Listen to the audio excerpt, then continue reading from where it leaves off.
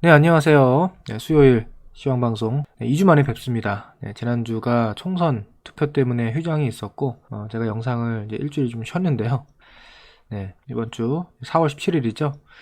사실, 지지난주 사이에 2주 동안 굉장히 많은 일들이 있었습니다. 시장에. 그리고 또 지수가 많이 내려왔어요. 코스피도 2700 중반대에서 지금 2600도 깼고, 2580선으로 마감이 됐고요. 그리고 코스닥은 900선 위에 있었는데 지금 800 초반까지 위협을 하고 있는 상황입니다. 자, 결론부터 말씀을 드리면 시장은 이제 거의 다 왔다고 봐요. 네, 지수 하락은 이제 거의 다 됐다. 네, 제가 텔레그램이나 뭐 카페에서도 충분히 설명을 매일 드리고 있지만 이제 오늘 영상에서는 제가 조금 더 디테일하게 구체적인 의견을 드리려고 하는데요. 하나씩 보죠. 지금 시장이 하락하는 여러 가지 이유가 있는데 대표적으로 네 가지로 압축을 할 수 있겠죠. 첫 번째로는 이스라엘과 이란의 어떤 뭐 무력 충돌, 그래서 중동 전쟁으로 번지는 거 아니냐 이런 우려감이 하나 있고, 그 다음에 이제 금리 인하 지연. 미국이 최근에 경기가 엄청 좋아요. 최근에 발표된 소매 판매 지표도 엄청 잘 나왔고, 그리고 인플레가 안 잡히죠. 네, 경기도 좋은데다가 유가가 또 올라가고 하니까 인플레 지표 입장에서는 좀 부담이 생깁니다. 네, 금리가 다시 올라가죠. 미국 국채 금리가 올라가고 금리 인하가 올해 상반기 중에 이제 뭐 거의 물 건너간 상황이라고 볼 수 있고, 좀 심한 경우에는 올 하반기에도 금리 인하가 되기 어렵다 이런 얘기까지 나오고 있습니다. 그러니까 금리 인하를 기대했던 그 매수 자금, 금리 인하가 시작되려고 하면 시장이 한 번 더 좋은 쪽으로 반응을 할 수 있지 않을까라는 그 기대감에 선제적으로 들어왔던 자금들이 이제 실망감으로 좀 빠져나가는, 나중에 다시 들어와야겠다 해서 빠져나가는 그런 분위기도 있는 것 같고요. 그 다음에 지금 달러 강세가 굉장하죠. 그래서 원달러 환율뿐만 아니라 뭐 엔달러도 그렇고 지금 환율 쪽, 외환 시장 쪽이 굉장히 좀 변동성이 커지고 있습니다. 이렇게 외환 쪽이 흔들리면, 특히나 이제 달러 강세가 나오면 주식시장에서는 보통 좀 하락세가 나오는 편이죠.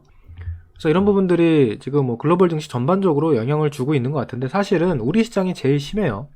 보시면 뭐 미국 S&P 500 지수 보시면 이렇게 올라온 흐름에 대한 조정인데, 사실 뭐 이거는 뭐 이게 큰 문제가 있는 게 아니죠. 너무나 당연한 거죠. 사실 이 전부터도 이렇게 조정이 나올 수 있는 거였는데 계속 더 오르고 더 오르다가 요 정도 눌리는 거는 이게 뭐 큰일 났다는 아니에요. 그다음에 뭐 일본도 마찬가지고, 일본도 올 지금 1분기 때 굉장히 강한 상승이 나왔기 때문에 이 상승에 대한 조정이 뭐 이 정도라든지 뭐 이런 정도까지 내려와도 전혀 이상하거나 뭐 큰일 났다 아닙니다.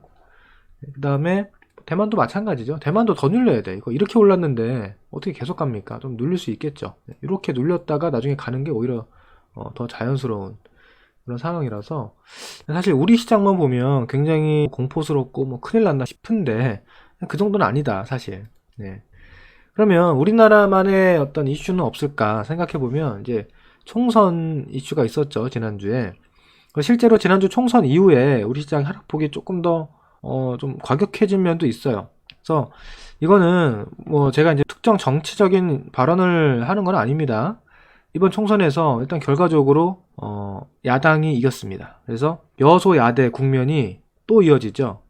그러니까 이거는 사실 어떤 당이 집권을 하든 여소야대의 상황이 계속 이어진다는 거는 좋은 상황은 아니에요. 왜냐하면 그 해당 정권이 뭘 잘하든 못하든 어쨌든 국회에서 이 정책 방향을 어느 정도 좀 뒷받침해주고 밀어줘야, 그래야 그게 잘 될까 말까인데, 지금 이렇게 야당이 힘이 세면 아무래도 정책 방향을 추진하는 데 있어서 장애물들이 있죠. 네, 그래서 굉장히 좀 불편한 정국이 앞으로 또 오랫동안 이어지겠구나 하는 게 있고, 대표적으로 밸류어 프로그램이라든지 원전, 또 우주항공, 이런 어떤 그 정책 공약에 대한 이런 부분들이 뭐 앞으로 결과적으로 뭐 국회랑 잘 해서 잘 추진될 수도 있지만 혹시 잘 안 되면 어떡하나 라는 그런 불확실성이 생긴 거예요. 그 다음에 두 번째는 현재 야당이 금투세를 폐지하는데 반대하고 있죠. 이 금투세는 물론 이게 막상 도입이 되면 뭐 별 문제 없을 수도 있습니다. 근데 일단 우리 주식 투자자 입장에서는 금투세, 없던 금투세가 생기는 거는 무조건 불편한 거죠. 예, 일단 불편한 거예요. 그냥 없었으면 좋겠어. 근데 현재 여당에서는 폐지를 추진하고 있는데 야당에서 반대를 하고 있기 때문에 앞으로 이게 금투세가 도입이 된다면 주식시장에 안 좋지 않을까, 또는 이걸 경계해서 빠져나가는 자금들이 많이 있지 않을까라는 것을 벌써부터 이제 걱정을 하는 거죠. 예, 그래서 지난주 총선 이후에 우리 시장이 조금 더 많이 밀리는 것도 글로벌 요인 플러스 이런 요인들도 좀 있지 않을까 이렇게 생각을 하거든요. 예, 근데 어쨌든 이런 부분들이 지금 시장에는 상당 부분 반영이 이제 되어 있다. 저는 그렇게 보고 있고, 이 네 가지 모두 앞으로 계속 더 우려가 커지고 악재가 더 확산되는 그런 가능성보다는 요쯤에서 좀 진정될 가능성이 다 높다고 봐요. 그러니까 이란 이스라엘도 전면전만 안 일어나면 되는 거고요. 이미 정신은 빠져 있는데. 그리고 금리 인하 지연에 대한 실망감도 사실 뭐 이 이상 더 큰 공포를 주려면 이제 금리가 막 폭등해야 돼요. 막 10년물 기준 5% 이상, 6% 폭등하면 이제 그거는 또 새로운 국면인데, 지금 당장 그럴 가능성까지 우리가 뭐 걱정하는 거는 너무 앞서가는 것 같고요. 너무 이제 과잉 해석인 것 같고. 그 다음에 원달러 환율도 이번에 1,400원을 딱 찍고 이제 오늘 좀 밀렸는데, 이것도 마찬가지로 환율이 앞으로 1,500원, 1,600원 간다 이러면 이제 문제입니다. 그럼 지금이라도 주식을 팔고 달러 사야 돼요. 근데 1,400원 이상 크게 올라갈 가능성은 저는 낮다고 보거든요. 1,400원은 살짝 뭐 더 한 번 더 위협을 할 수는 있다고 생각하는데, 그래 봐야 이제 얼마 안 남았다, 환율도. 그러면 이것도 이제 이제는 좀 반대로 생각을 해야 돼. 지금 오히려 달러를 보유하고 있다면 달러를 좀 원화로 환전해서 주식을 저가에 매수하는 게 더 유리한 선택이 아닌가, 저는 그렇게 좀 보고 있고요. 그 다음에 총선 여파도 일단 지난주부터 해서 이번 주까지 잔뜩 겁은 먹었는데, 우리가 과거에 오랫동안 경험을 돌이켜보면 어떤 대선 결과라든지 총선 결과가 우리 시장의 방향을 완전히 바꾼다거나 뭐 그런 경우는 없습니다. 예? 그러니까 어느 정도 그 뭐 섹터별, 업종별 영향을 준다거나 뭐 그럴 수는 있어요. 근데 뭐 총선 때문에 완전히 장이 바뀐다 이런 거는 없다고 보고요. 예, 최근에 이제 좀 우려감들이 하락으로 반영이 됐으면 이 정도면 됐다. 그래서 기술적으로 보면은 여기 이제 코스피 지수고 여기 코스닥인데, 제가 여기 보조지표를 하나 추가를 해놨죠. 여기 엔벨로프 밴드 지표라고 해서 코스피는 지금 20에 5. 이게 무슨 의미냐면 요 20일 이동평균선 기준으로 위아래로 5%의 이격도를 밴드로 그려놓은 겁니다. 그래서 여기 아래 보시면 요건 이격도 20이죠. 21선과의 이격도를 나타낸 거예요. 그러면 이렇게 주가가 요 위에 밴드에 거의 근접을 하게 되면 이격도가 105, 105에 근접을 하게 되는 거고요. 또는 104, 105. 요 아래로 이렇게 급락을 하면 95죠. 95, 94, 96 이렇게 근접을 하게 되는 겁니다. 그래서 보통 이런 자리에 근접을 하면 지수는 반등할 확률이 굉장히 높아요. 그러니까 설령 더 하락을 하더라도 일단 반등을 했다 밀릴 가능성이 높은 거고, 이게 위에서도요, 설령 더 간다 하더라도 일단 밑으로 좀 흔들렸다가 다시 갈 가능성이 높은 거죠. 그러니까 지금 자리는 이런 자리랑 비슷한 거예요. 이격도가 지금 96, 95 이렇게 내려왔는데, 이제 내일 만약에 코스피가 2580을 깨고 2570선에 진입을 하게 되면 이격도가 이제 21선 기준으로 95를 이제 하회하게 되는 거거든요. 그러면 이제 그런 자리는 이제 단기 저점이 될 가능성이 높고, 이게 여기서 뭐 중기 바닥을 찍을지 아니면 단기 반등 주고 뭐 나중에 다시 빠질지 이제 그거는 그 다음 문제고, 일단 단기적으로는 최소한 기술적 반등이 나올 가능성이 매우 높은 자리에 들어왔다. 이렇게 보는 겁니다. 자, 코스닥은 조금 변동성이 크기 때문에 20일 이격도 기준으로 6% 밴드로 보는 게 조금 더 정확해요. 그래서 이런 자리가 이제 20일 이격도 94를 하회하는 자리죠. 94. 물론 시장이 완전히 이제 중장기 추세를 깨서 크게 하락하는 코스에서는 이런 자리도 뭐 무색하게 연속 급락하는 경우도 있습니다. 이렇게 밀리면 뭐 한참 더 빠지는 거죠. 저는 이제 이번 코스는 지난 1월 말과 비슷하게 이 정도 자리에서는 단기 바닥을 확인하고 최소한 반등, 중기 반등이든 뭐 단기 반등이든 반등을 한번 주고, 그런 자리에서 우리가 뭐 주식 비중을 좀 축소한다든지 일부 수익 실현한다든지 할 수 있는 기회는 조만간에 오지 않겠나. 그 다음, 요 다음에 어떤 방향이 펼쳐질지는 이제 우리가 뭐 4월 말 5월 달에 가서 고민을 해봐야 될 것 같습니다. 왜냐면 지금 중동 문제라든지 그 다음에 뭐 미국의 금리, 인플레 뭐 이런 문제들이 앞으로 어떻게 될지 우리가 다 알 수는 없잖아요. 네. 불과 뭐 한두 달 전만 해도 금리는 한다고 했는데 지금 안 하는 것처럼 바뀌었잖아. 그러니까 이렇게 시장은 계속 바뀌기 때문에 우리가 3개월, 6개월 이 이상을 계속 정확하게 다 맞출 수는 없어요. 네. 그래서 결국엔 중요한 건 종목이에요, 종목. 네. 기승전 종목이 중요하다 이렇게 결론이 나오는데 뭐 종목에 대해서는 이따가 설명드리도록 하겠습니다. 그 다음 봐야 되는 게 요 ADR 지표입니다. ADR, 코스피, 코스닥 모두 오늘 이제 69, 코스닥도 69로 이렇게 찍었는데 어제는 67, 66을 찍었습니다. 보시면 ADR 100%가 여기에요. 코스피 ADR 100이 여기고 코스닥이 여기입니다. 이 ADR이 뭘 의미하는 거냐면 저는 굉장히 요 ADR 자주 말씀을 드리는데 예를 들어서 우리 시장에 100종목이 있다고 했을 때 21선 위에 있는 상승 추세에 있는 종목이 50종목이고 반대로 21선 이하에 있는 하락 추세 종목이 50개다. 50대 50이다. 그러면 ADR이 100이에요. 네, 균형을 이루는 거죠. 상승과 하락이. 근데 지금처럼 ADR이 80 이하, 70 이하 이렇게 내려왔다는 거는 하락 추세 종목, 그러니까 21선 이하에 있는 종목의 수 비율이 훨씬 많다는 겁니다. 지금 어렵다는 거죠. 안 좋다는 거죠. 전체적인 이 체감이. 근데 이 ADR이 보통 보면 뭐 40으로 가는 경우는 없어요, 거의. 네, 뭐 정말 엄청난 대형 악재가 나와서 그렇게 순간적으로 가는 경우는 있지만 일반적인 상황에서는 잘 없고요. 한 60% 초중반? 네, 이 정도면은 거의 이제 바닥입니다. 코스닥 같은 경우는 한 60 근처도 오네요. 60에서 한 70 사이. 이 정도면은 거의 바닥이라고 보면 됩니다. 근데 지금 둘 다 60% 왔단 말이죠. 그러면 최근에 시장이 굉장히 하락 종목 수가 맨날 많았고 10종목 중에 두세 종목 올라가고 나머지 7개, 8개 종목이 하락하는 그런 장이었단 말이죠. 근데 이제는 그런 국면이 이제 거의 끝나간다. 네, 이렇게 보면 될 것 같고요. 다만 요 ADR 지표가 지수의 바닥을 의미하진 않습니다. 그러니까 지수 바닥이랑 ADR 바닥은 일치할 때도 있고 일치 안 할 때도 있어요. 왜냐면 예를 들어 삼성전자, 하이닉스, 현대차 이런 시가총액 초대형주들이 잘 가면 아무리 하락 종목이 많아도 지수는 올라가잖아요. 네, 그러니까 ADR은 지수 바닥이랑은 좀 다르고 체감 바닥이라고 보면 돼요. 체감. 그래서 지금은 체감도 바닥인데 지수도 거의 바닥권에 왔다. 네, 그러니까 그만큼 지금 좀 어렵고 힘든 장이었다는 거죠. 최근 4월달이. 네, 거의 다 이제 오지 않았나. 네, 그렇게 생각을 하는 거고요. 그 다음에 수급을 보면 우리나라는 수급이 참 골 때려요. 이게 지금 화면에 보이시는 게 선물 시장에서 외국인 수급 동향을 지난 10월 중순부터 이렇게 한번 그래프로 나타낸 건데 보시면 외국인이 선물을 사면 우리나라 지수가 올라가고 외국인이 선물을 팔면 지수가 내려가고 사면 올라가고 최근에 또 파니까 떨어지죠. 그럼 앞으로 어떻게 될까요? 외국인이 사면 올라가는 거예요. 사실은 오늘 외국인들이 선물 매수를 좀 들어왔으면 오늘이라도 시장이 반등할 수 있는 자리였는데 일단 오늘 외국인들이 이거 오늘이거든요. 오늘 외국인들이 선물 매도를 3,500억 이상. 사실 장중에는 5천억 가까이 순매도를 하긴 했습니다. 종가에 좀 좁혔어요. 외국인들이 이렇게 하루 종일 몇천억씩 선물 매도를 때리면 지수가 반등을 못하죠. 못합니다. 그러니까 개인이랑 기관의 힘으로 외국인을 장악하고 올라갈 수가 없어요. 우리 시장은 완전히 외국인이 이렇게 장악을 했습니다. 이거 보세요. 이거 완전히 외국인 놀이터지 뭐예요.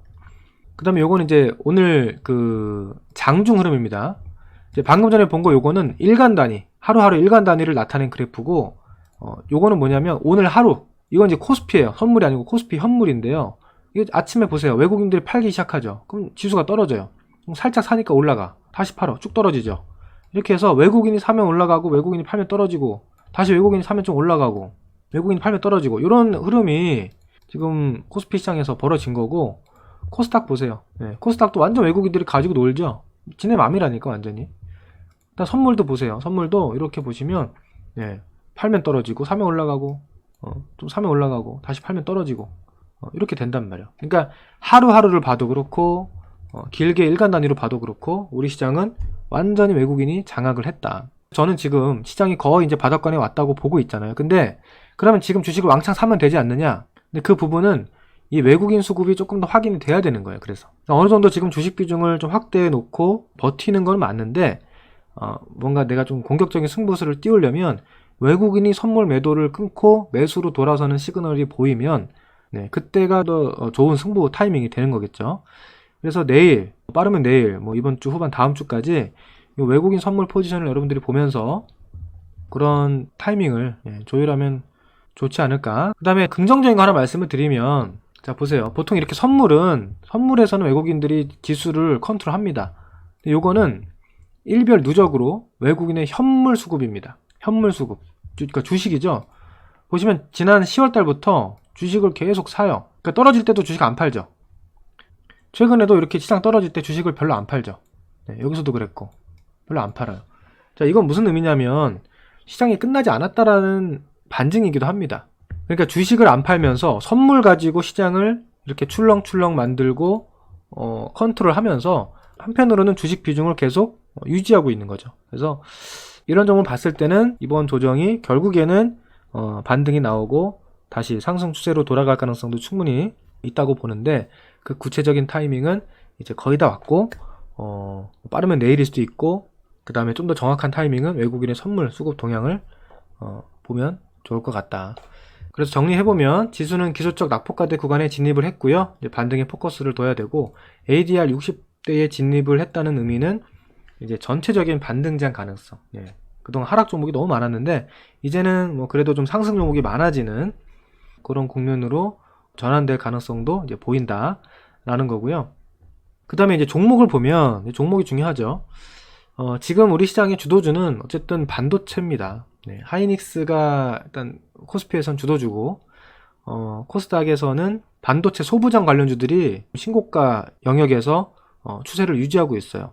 이렇게 시장이 왔다 갔다 상승과 하락을 반복하는 와중에서도 주도주는 이렇게 시장 따라서 확 무너지는 게 아니고 계속 오르고 쉬고 오르고 쉬고 오르고 쉬고 이런 식으로 상승 추세를 이어가면서 신고가를 계속 뚫고 가는, 신고가를 계속 뚫고 또 신고가권에 있는 이런 주식을 우리가 이제 주도주라고 보통 얘기를 하는 거예요. 그런 주도주가 우리 시장에서는 반도체, 자동차, 방산, 전력설비, 일단 이런 쪽으로 압축이 되어 있고요. 다만 이제 전력설비, 전력망 쪽은 제가 지난주 금요일인가요? 단기 주의를 좀 하자 이제부터 이런 말씀을 드렸고, 그리고 최근에 시장이 좀 어려웠던 게 뭐냐면 반도체라고 해서 반도체가 다 좋은 게 아닙니다. 자동차라고 해서 다 좋은 게 아니에요. 그 다음 방산, 우주항공이라고 해서 다 좋은 게 아니죠. 어떤 현상이 있냐면 그 안에서도 정말 핵심적인 종목들, 정말 제일 좋은 종목, 1등주, 2등주 이런 종목만 잘 나갑니다. 그러니까 쏠림 현상이 너무 심하죠. 그 다음에 그 외에 지금 2차전지라든지 예를 들면은 바이오도 최근에 안 좋죠. 그 다음에 로봇, 원전, 우주항공, 그 다음에 그 밸류어 프로그램 관련 제주사, 은행, 저 PBR 종목들, 이런 종목들이 대부분 2, 3월 달에 흐름이 좋았다가 지금 주도 대열에서 이탈을 했습니다. 그래서 결과적으로 지난 2, 3월 그리고 4월까지 요쪽에 집중을 많이 했을수록 지금 성과가 좋죠. 심지어 요쪽에 정말 1등주에만 기가 막히게 집중하신 분들은 지금도 계좌가 신고가일 거예요.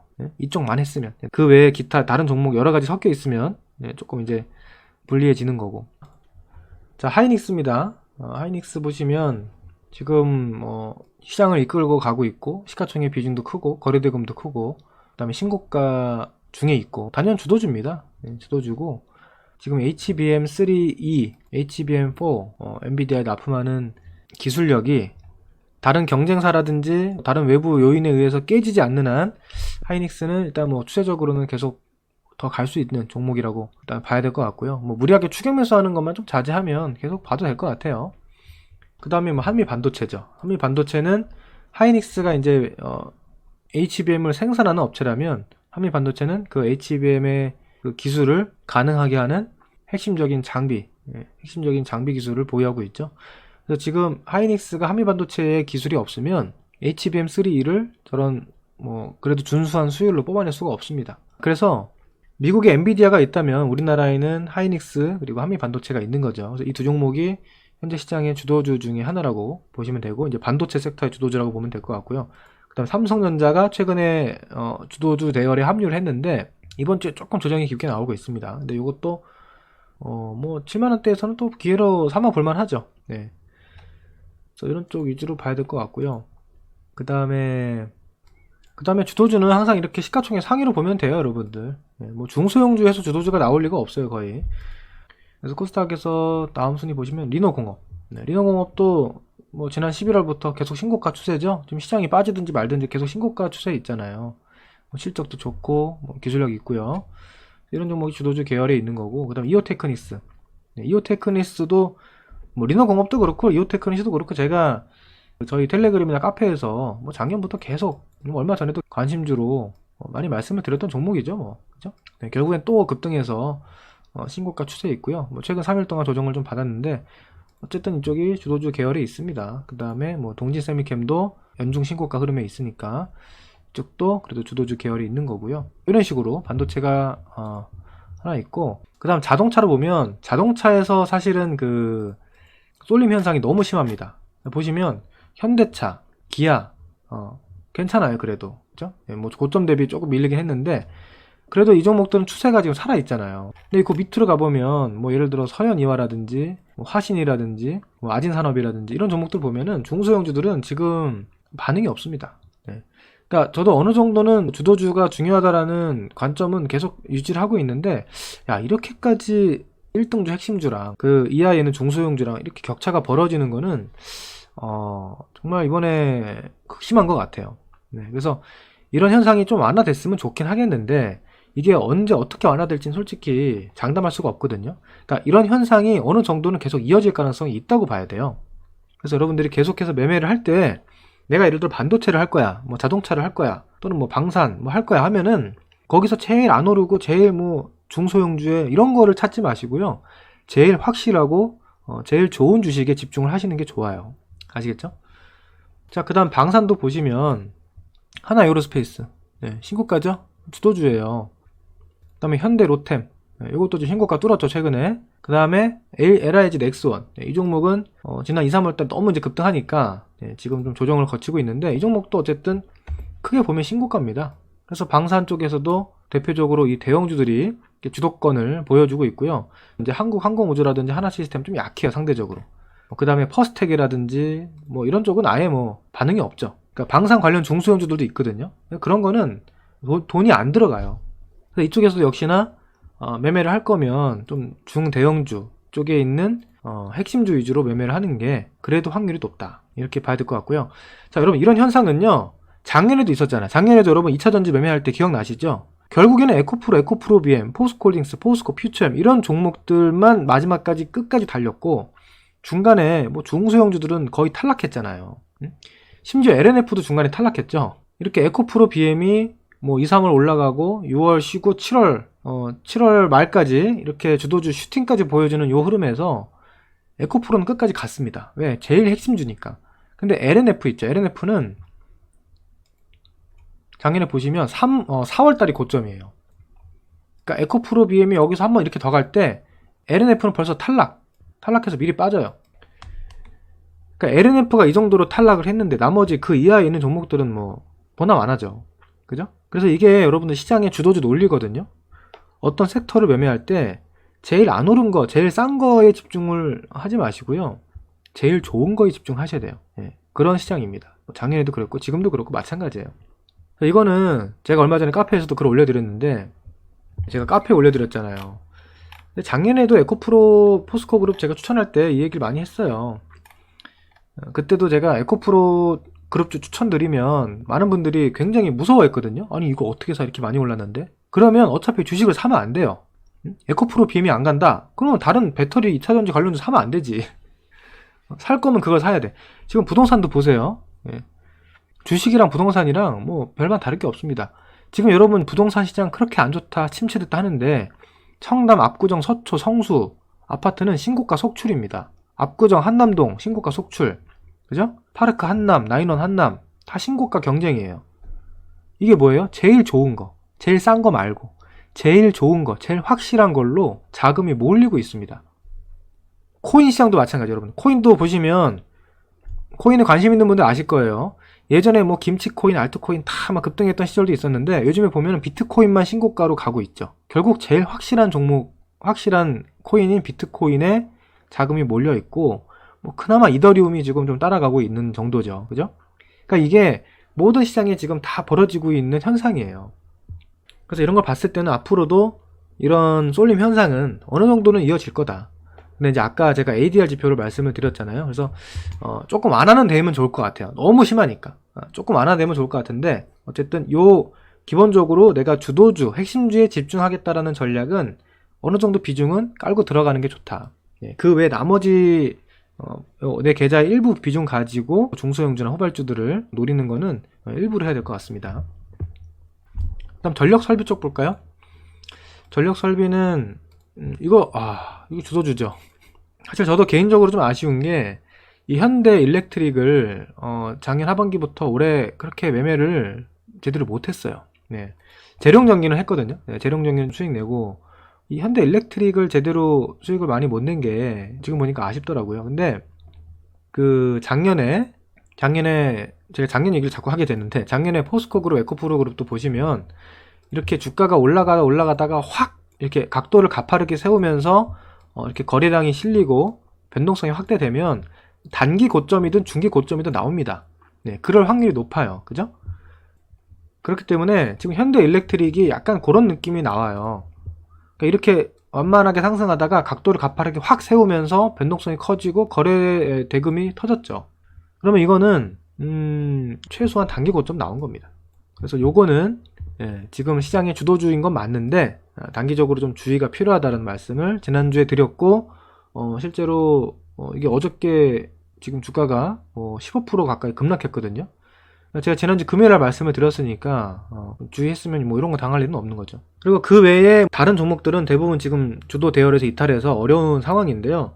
그러나 지금 시장이 이제 바닥권에 왔다고 말씀을 드리고 있고, 이렇게 ADR 지표가 역시나 바닥권에 있기 때문에 이렇게 주도 대열에 이탈한 종목이라고 해서 지금 이거 다 버려야지, 나 이거 다 팔고 주도주로 사야지, 이렇게까지 볼 필요는 없다는 거예요. 지금 이제 와서는. 아시겠죠? 지금은 좀 기다려주는 대응이 필요할 것 같고, 앞으로 반등을 이용해서 반등 시에 좀 뭐 어느 정도 밸런스를 조절한다든지 종목 교체한다든지 그런 거는 괜찮을 것 같습니다. 자, 그리고 주도주던 지금 낙폭과대 주던 앞으로 반등을 노릴 때 거래대금 상위주 위주로 보시는 게 여러분 아무래도 좋아요. 자, 지금 보시면 코스닥 지수가 고점 대비 지금 오늘 종가까지 마이너스 10% 정도 하락을 한 거예요. 마이너스 10% 정도. 그럼 보통 일반적으로 계좌 손실률이 보통 15에서 20% 찍힙니다. 그러니까 보통 지수 곱하기 2배 정도. 조금 적당히 잘했으면 한 1.5배. 보통 이 정도 찍히는 게 평균이에요. 근데 이 하락장에서 나는 계좌가 올라갔다? 그건 정말 엄청 잘한 거고요. 상위 1% 고수의 반열이고, 수익이 안 났다 하더라도요, 내가 이 하락장에서 계좌 손실이 그렇게 크지가 않다, 지수 하락률보다 적거나 비슷하다 라고만 해도 잘한 겁니다. 그러니까 코스닥 지수가 고점 대비 10% 하락을 했는데 내 계좌가 고점 대비 10% 하락했다, 그럼 잘한 거예요. 그 정도면 잘한 겁니다. 왜냐면 앞으로 이 장이 올라올 때, 그 정도 대응하시는 분들은 앞으로 장이 올라올 때 10% 이상 수익 나거든요. 또 그럼 앞으로 장이 이렇게 올라오면은 내 계좌는 여기를 넘어가겠죠. 그죠? 그렇게 보면 되는 거거든요. 근데 이렇게 우리가 이 정도 대응을 하려면, 아까도 말씀드렸지만 이런 주도주 쪽에 어느 정도 비중이 없으면 불가능해요. 그러니까 주도주라는 게 덜 빠지고 더 올라가고 덜 빠지고 더 올라가는 그런 종목들이고, 그렇기 때문에 그런 매매를 하려면 우리가 거래대금 상위주, 시총 상위주들을 계속 주목을 해야 되고, 제가 아까 말씀드렸던 종목들 있죠? 주도주라고 말씀을 드렸던 종목들 대부분 여기에요. 저도 실제로 이쪽으로 최근에 점점 더 원래도 그랬지만 최근에 더더욱 이쪽으로 집중해서 매매를 하려고 하고 있고요. 그런 종목들이 지금 계좌를 지켜주고 방어해 준다 라고 보시면 될 것 같아요. 그래서 정리를 해보면 이제 4월 중하순인데, 일단 저는 주식 비중 확대를 말씀을 드리고 싶고요. 이미 주식 비중이 확대되어 있다 그러면은 기다려야죠. 그 다음에 이제 아까 말씀드렸던 주도주 압축 선별을 해야 됩니다. 일단 너무 막 백화점식으로 깔아놓으면 어떻게 돼요? 제가 여러분들께 자주 말씀을 드리는 것 중에 하나가, 백화점 계좌 만들지 말자. 종목수 막 15개, 20개, 이거 진짜 답도 안 나와요. 그렇게 하지 말고 웬만하면 좀 압축을 해보자. 그렇게 압축을 해도 힘들어요. 그죠? 근데 더 압축해야 돼. 더 압축을 잘해야 돼. 그래서 앞으로도 이거는 이어진다고 보는데, 다만 지금 이제부터 다음 지수에 받는 코스에서는 낙폭과대 종목들에서도 일부 이제 급반등이 나오는 종목도 나올 겁니다. 그러니까 주도주만 계속 가지는 않을 거예요. 이렇게 지수가 반등이 나오면 그래도 낙폭과대 종목들도 올라오는 종목들이 많이 나오긴 나올 겁니다. 근데 거기서도 마찬가지로 일부 선별을 해야 됩니다. 그냥 낙폭과대라고 해서 다 깔아놓으면 가는 것도 있고 안 가는 것도 있고 굉장히 느린 종목들도 많이 나오거든요. 이렇게 열악한 환경이고 수급적으로도 굉장히 불리하고 금리도 높고 하기 때문에 지금 모든 시장 종목들을 다 급등시켜서 올려줄 그런 여유가 없습니다. 우리 시장이. 예, 특히나 지금 그나마 외국인들이 이렇게 사주고 있기 때문에 시장이 뭐 왔다 갔다 하는 거고, 올라갈 때도 외국인이 사주니까 올라가고 하는 건데, 외국인이 우리나라 주식 다 사주겠냐고요. 중소형주까지. 아니다.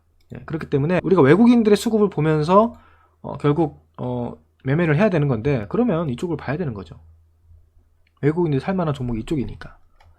그래서 이렇게 봐야 돼서 이번 4월 중하수는 또주 압축 선별 계속 뭐 지금 하던 대로 이어갈 예정이고요. 조금 힌트를 드리자면 이제 반도체나 방산 쪽 집중을 하고 있어요.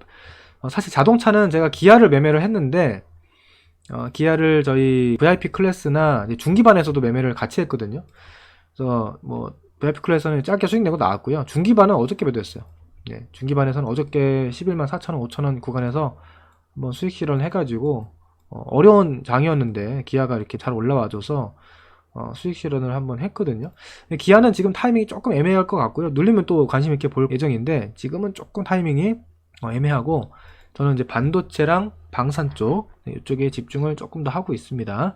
그리고 그 외에 낙폭과대 종목에서 좀 선별하는 쪽은 저는 아무래도 2차전지 쪽, 네, 이쪽을 일부는 좀 보고 싶고요. 그 외에 뭐 AI 소프트웨어라든지 뭐 피부 미용 정도, 네, 이 정도 좀 보고 있습니다. 근데 이제 그쪽은 우리가 비중을 크게 가져가기는 좀 힘들어요, 아직은. 그래서 약간의 이제 밸런스를 맞춰서 간다. 반도체는 아까도 좀 말씀드리긴 했지만, 반도체는 공부를 잘 해보세요. 워낙 분야가 넓거든요. 뭐 장비도 있고 소재도 있고, 그 다음에 뭐 HBM 계열이 있고, 그 다음에 AI 뭐 반도체 칩, 뭐 디자인하우스 이런 계열이 있고, 그 다음에 뭐 소재 계열이 있고, 그 다음에 이제 기존 레거시 반도체, 디램, 랜드 이쪽 관련된 또 파트가 있단 말이에요. 그러니까 각 파트에서 제일 좋은 종목, 만약에 이 파트를 내가 볼 거면 그 파트에서 제일 좋고 확실한 종목에 집중을 하는 게 유리하다. 네, 그런 쪽으로 여러분들이 계속 노력을 한번 해보세요. 그냥 적당한 거 밑에 있는 거 아무거나 사려고 하면은 크게 재미 보기가 어려울 것 같습니다. 앞으로도. 아시겠죠? 시장이 굉장히 좀 중요하고 어려운 순간에 있습니다. 네. 그래서 오늘 제가 말씀드린 내용 잘 참고해서 대응하시면 아마 뭐 다음 주나 다다음 주에는 좋은, 네, 기분 좋은 결과가 있지 않을까. 네, 파이팅 하셔서 어려운 시장 잘 이겨내시고요. VIP 클래스 관심 있는 분들은 문의 주시고요. 저는 또 다음 주에 뵙겠습니다. 감사합니다.